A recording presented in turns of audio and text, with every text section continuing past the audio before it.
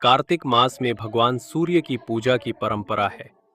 शुक्ल पक्ष में षष्ठी तिथि को छठ पूजा का विशेष महत्व है।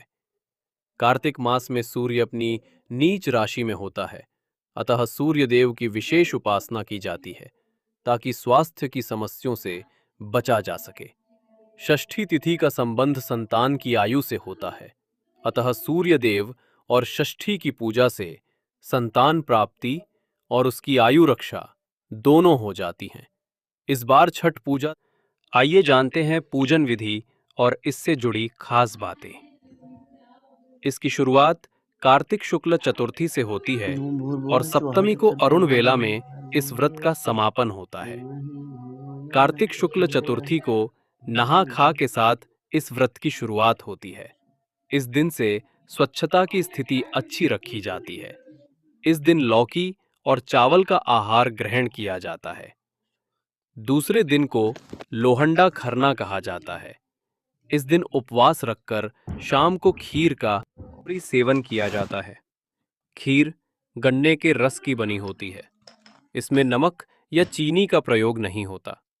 तीसरे दिन उपवास रखकर डूबते हुए सूर्य को अर्घ्य दिया जाता है। साथ में विशेष प्रकार का पकवान, ठेकुआ और मौसमी फल चढ़ाएं। अर्घ्य दूध और जल से दिया जाता है। चौथे दिन उगते हुए सूर्य को अंतिम अर्घ्य दिया जाता है।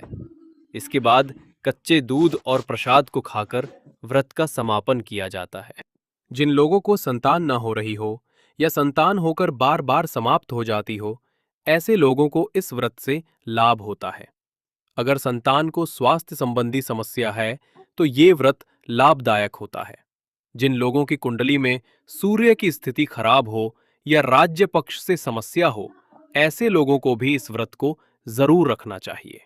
षष्ठी देवी को ही स्थानीय बोली में छठ मैया कहा गया है।